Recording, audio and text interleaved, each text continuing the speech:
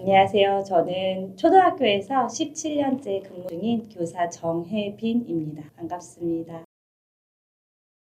저는 굉장히 시골 출신이거든요. 그래서 시골에서 일명 손끝이 깨끗한 사람은 교사밖에 없었어요. 제 주위에서. 저희 부모님은 기계를 만지는 일을 하시다 보니까 손끝이 항상 기름때가 껴있어서 항상 까맸고, 주위에 아는 어른들은 대부분 농사를 지으시다 보니까 흙물이 들어있었어요. 그런데 처음 만난 손끝이 하얀 사람이 교사더라고요. 그래서 되게 저렇게 손끝이 하얗고 예쁜 사람이 되고 싶다라는 눈에 멋진 게 교사더라고요. 그래서 교사라는 꿈을 갖게 됐고요. 그리고 성장하는 과정에서 제가 더 잘 성장할 수 있게 도와준 분들이 많은 어른들이 있지만 그중에 가장 큰 영향력을 주신 분들이 교사라서 교사라는 꿈을 갖고 또 나름 꿈을 실현해 나가고 있습니다.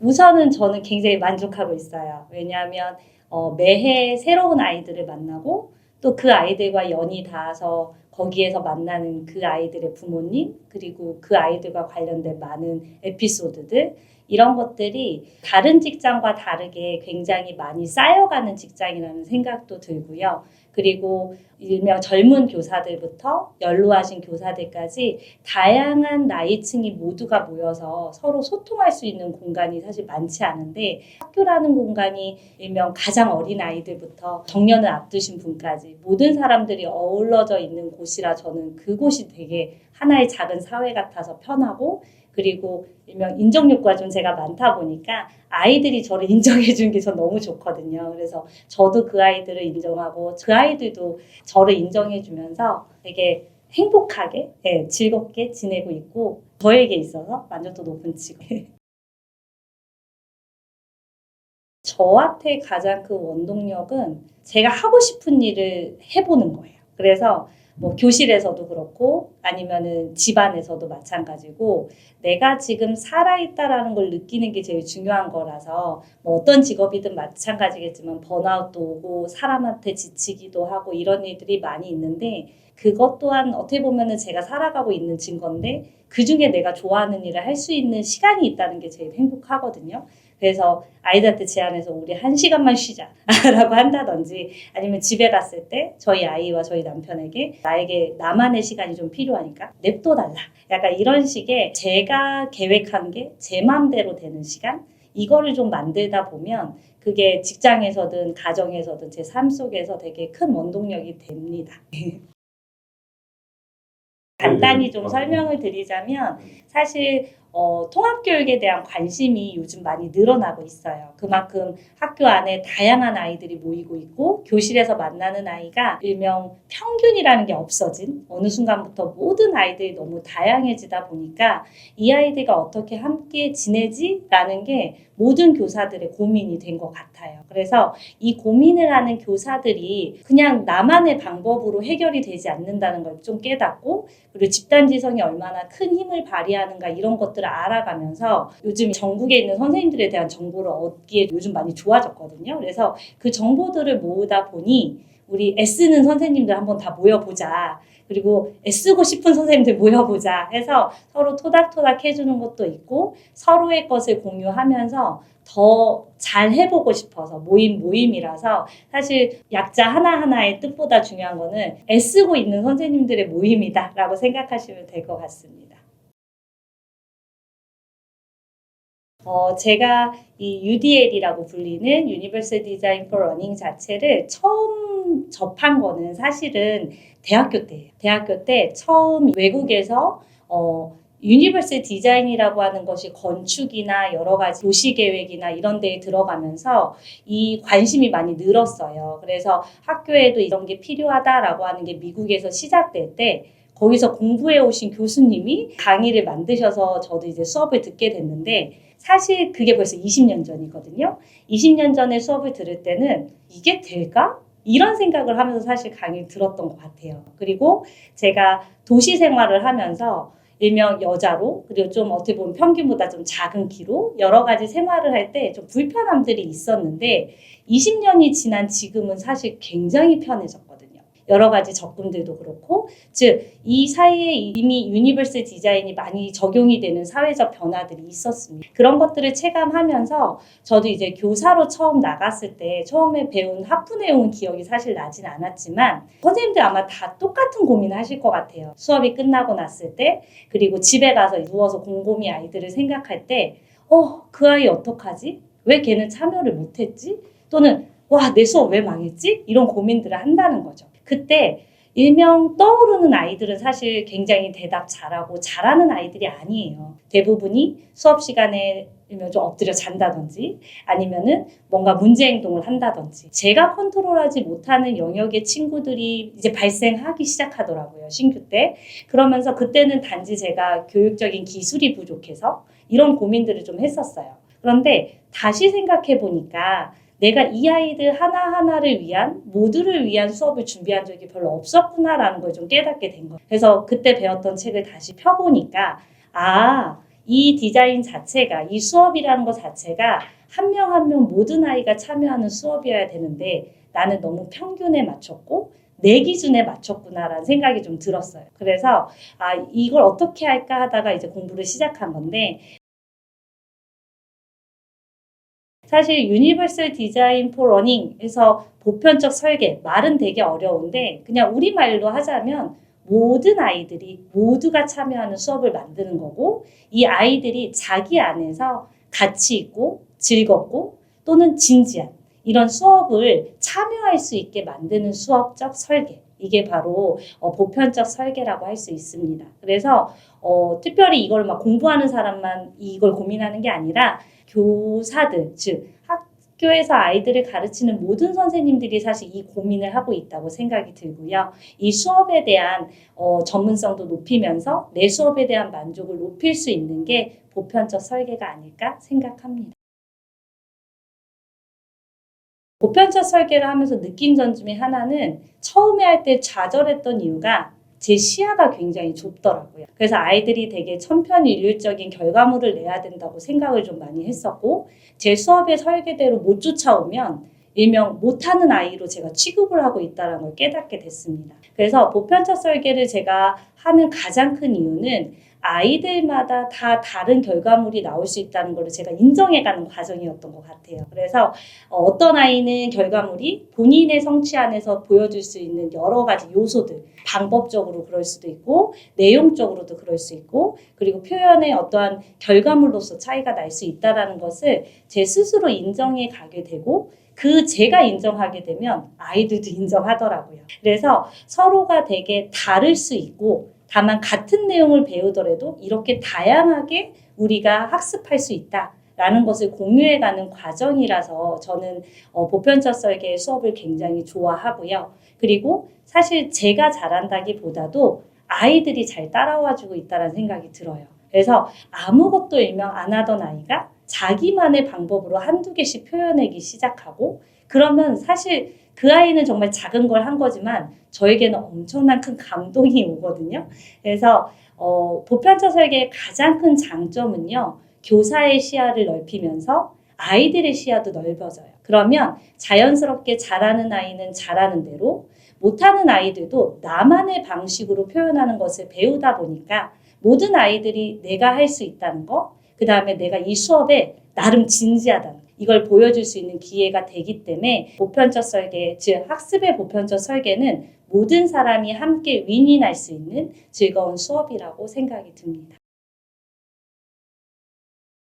저는 보편적 설계를 할 때 가장 중요하게 생각하는 것을 각 학생들의 책임감이라고 생각을 해요. 학습이라고 하는 건 사실 본인이 책임져서 하지 않으면 유의미한 학습이 되기가 어렵습니다. 그래서 저는 주로 이제 올해는 체육을 가르치고 있는데요. 그 수업 중에 하나가 이제 배구 수업이에요. 배구 수업을 해보면 사실은 장애아동이든 아니면 어떠한 능력이 되게 좋은 친구들, 공부를 잘하는 친구들도 굉장히 다른 모습을 보이는 게 체육 수업이잖아요. 그리고 신체적인 여러 조건이나 본인이 가지고 있는 여러 가지 재능의 차이가 굉장히 큰 영역이 체육이에요. 그래서 제가 배구 수업을 한 예를 들어드리자면 배구는 치다라는 뜻을 갖기 때문에 본인이 원하는 방향으로 공을 쳐내는 게 제일 중요하잖아요. 그래서 아이들에게 너네가 할 수 있는 정도의 치단은 얼마니? 라고 아이들과 이야기를 한 다음에 배구에서 중요한 것은 영역과 쳐서 넘기는 거라면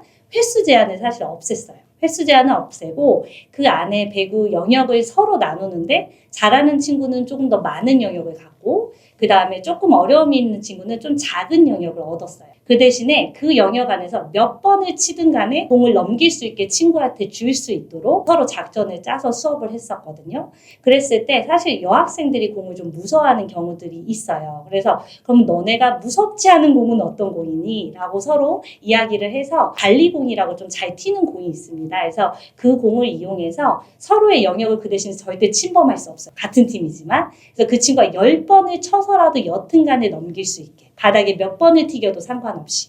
그래서 그 친구가 일명 공을 튀길 때는 좀 한참 기다린다 하더라도 우리 팀 안에서 우리 영역으로 공을 넘길 수 있게 수업을 설계를 해서 제가 1반부터 5반까지 수업을 했는데요. 정말 단 한 명의 친구도 빠짐이 없이 그 안에서 영역을 맡아서 공을 넘기는 걸 볼 수 있었고 그 친구들이 선생님 저도 공을 쳤어요. 라고 하는 자기 만족을 제가 느낄 수 있었습니다. 그래서 선생님들께서 사실 보편적 설계 하는데 되게 거창하게 막 엄청 많은 것을 준비한다라고 생각을 하시는데 저는 수업을 구성할 때 제일 중요한 부분에 있어서는 모든 아이들이 참여할 수 있을 때 서로의 영역치가 다르다. 일명 능력치가 다르다면 그것도 아이들이 서로 조율해서 설정해 볼 수 있다라는 전제를 깔고 수업을 해요. 그래서 아이들이 그 패턴 안에서 잘하는 애들은 더 잘하게 그 다음에 조금 어려움이 있는 친구들은 그래도 그 안에서 영역적인 자기 책임을 해낼 수 있게 그렇게 수업을 구성하고 있고 체육 수업이 그래서 모두가 참여하면서 즐겁게 구성해내고 있습니다.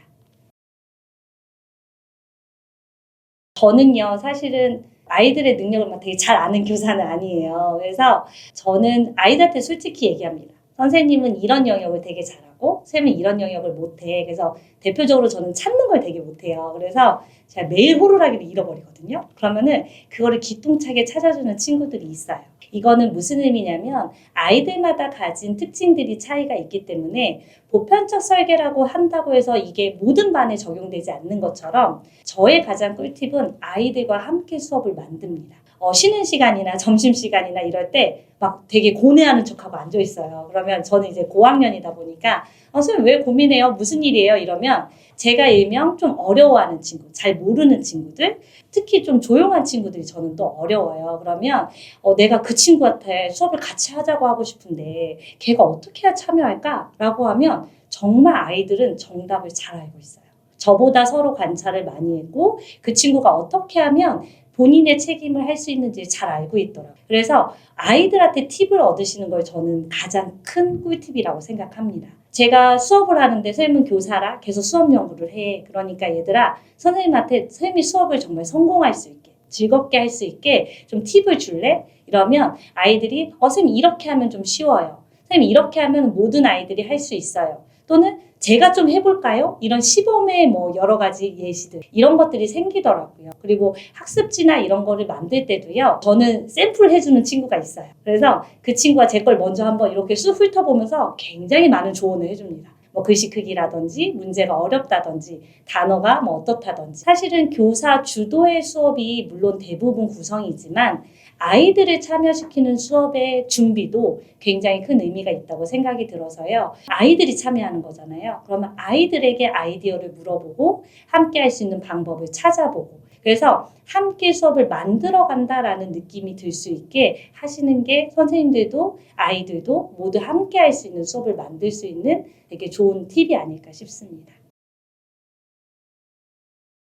저는요. 저희 아이들이 하고 싶은 게 있는 아이들로 컸으면 좋겠습니다. 진짜 아이들 대부분 물어보면 뭐 하고 싶니 하면 지금 아이들 많이 하는 대답 중에 하나가 하루 종일 그냥 멍 때리고 싶어요. 라든지 아니면 선생님 그냥 전 게임만 하고 싶어요. 이런 얘기를 해요. 그래서 그러면 게임 중에 어떤 게임인지 구체적으로 얘기해보고 그 게임에서 네가 하고 싶은 게 뭔지 한번 찾아보면 안 될까? 라고 이야기하거든요.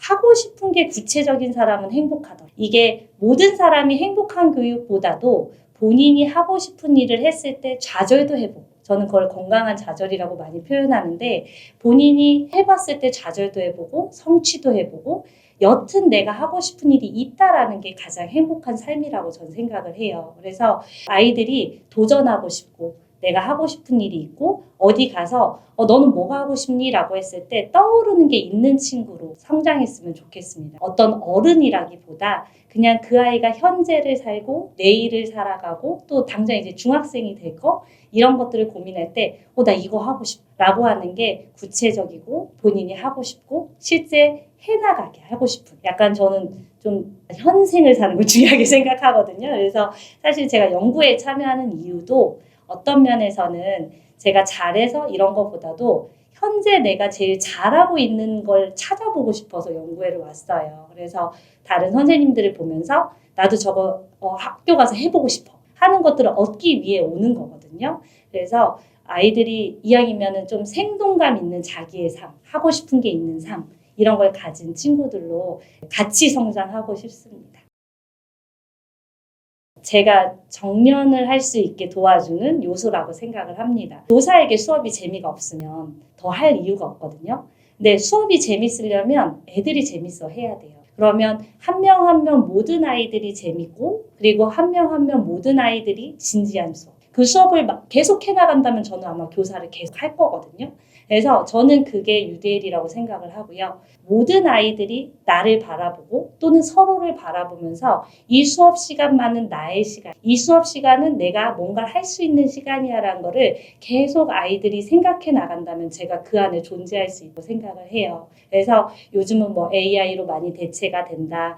이제 아이들이 줄어서 더 이상 뭐 교사가 필요 없다. 뭐 이런 이야기들이 나오는데 그 안에서 교사도 같이 쉬고 아이도 숨 쉬면서 성장하는 거기 때문에 모든 아이를 위한 수업은 가장 기본이라 제가 이 아이들과 계속 살아가려면 그리고 제가 정년을 해서 마지막에 진짜 제가 졸업한 아이들한테 얘기를 하거든요. 내 정년 퇴임식에 다 오라고. 네, 그래서 그 아이들과 함께 성장해서 이 미래에 제가 아이들과 함께 설 수 있는 힘이 되지 않을까. 저에겐 UDL은 그래서 굉장히 큰 의미입니다.